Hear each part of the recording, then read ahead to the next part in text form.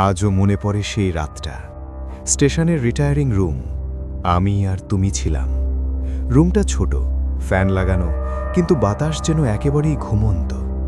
বাইরে ট্রেনের আওয়াজ ভেসে আসছিল। তুমি কি মনে করো তখন কি হয়েছিল? আমি জানি, তুমি জানো না। রুমের আলো একেবারেই ফিকে, শুধু একটি ছোট টেবিল ল্যাম্প। আমরা শুয়েছিলাম বেডে। আমি হঠাৎ শুনতে পেলাম দরজার ধাক্কা, মৃদু কিন্তু আবারও।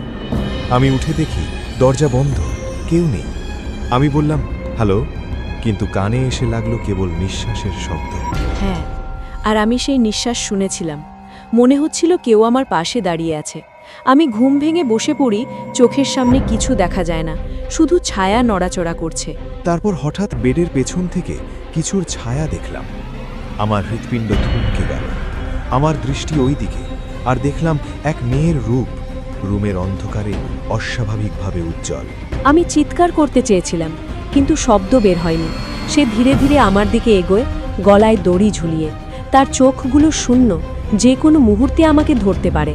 আমি কাঁপতে কাঁপতে হাত বাড়ালাম মেয়েটার দিকে, আর হঠাৎ সেই গলায় থাকা দড়ি নিজের হাতেই ধরল। তারপর নীরবতা, কিছুই দেখা যায়নি। আমি তখন বুঝেছিলাম সে আমাকে ডেকে এনেছিল, কিন্তু কেন? তার চোখে বিষণ্ণতা, চোখে হাহাকার।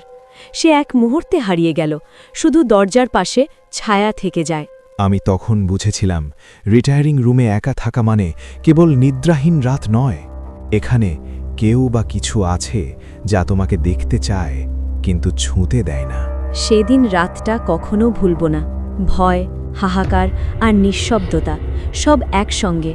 তারপরই আমরা শপথ করি রিটায়ারিং রুমে একা কখনো থাকব না। হ্যাঁ, এবং তুমি জানো না, যখন তুমি বাইরে ফিরে দেখো, রুমের ছোট জানালার আড়ালে সে দড়ি এখনও ঝুলে আছে, যেন কেউ সব সময় আমাদের দিকে তাকিয়ে আছে।